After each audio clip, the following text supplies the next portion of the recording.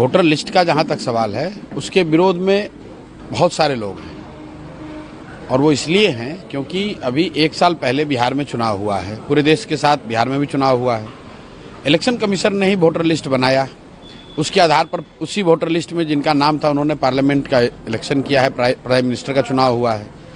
अब साल भर में ऐसा क्या हो गया कि उस पूरे वोटर लिस्ट में आपको इंटेंसिव रिवीजन की ज़रूरत है? भाई हम लोग की तो यही मांग है कि जो 14 अभी 2024 में लोकसभा चुनाव के लिए जो वोटर लिस्ट का इस्तेमाल किया गया है, उसी का इस्तेमाल इस बार भी होना चाहिए। अब उसमें जो संशोधन करना है, कोई 18 वर्ष से ज़्यादा का अगर है, 1 जनवरी 2025 को हो गया तो उसका नाम जोड़ दीजिए। अगर किसी की मृत्यु हो गई है या कोई पलायन कर गया है, छोड़कर चला गया है, उसका नाम काट दीजिए।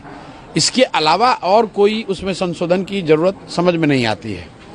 और अगर कोई ये कह रहा है कि भाई संशोधन इसलिए होना चाहिए कि कोई बाहर का आदमी आ गया है, घुसपैठिया आ गया है, तो मेरे भाई पिछले 1 साल से बिहार में तो एनडीए की ही सरकार है। तो क्या ये स्वीकार कर रहे हैं कि इनके सरकार के रहते हुए घुसपैठिए बाहर से आकर यहाँ बिहार में रह रहे हैं?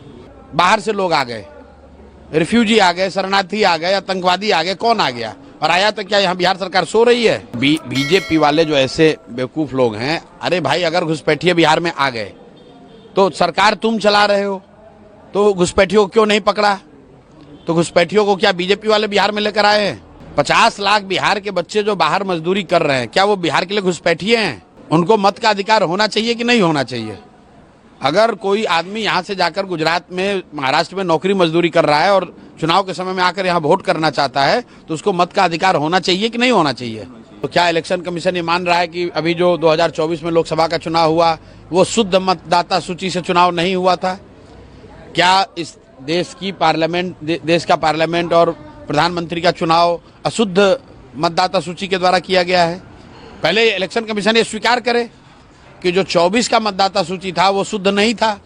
आप कह रहे हैं कि हम इलेक्शन मतदाता सूची को शुद्ध कर रहे हैं, तो अभी साल भर पहले भी तो आप ही ने बनाया था, तो क्या वो शुद्ध था? उसी से पार्लियामेंट के इलेक्शन कराए थे।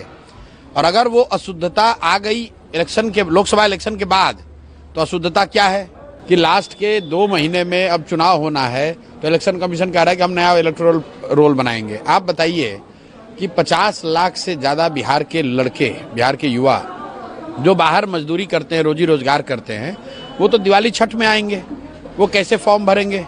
मुझे किसी ने कहा कि वो इलेक्शन कमीशन कह रहा है कि उसको इंटरनेट पे भर देंगे। अरे भाई जो मजदूरी कर रहा है कोयम्बटूर में, जो मजदूरी कर रहा है सूरत की फैक्ट्रियों में, वो बेचारा कहाँ से समय निकालेगा, कैसे इंटरनेट पे इसको भरेगा? तो ये इसका बिल्कुल हम लोग विरोध करते हैं।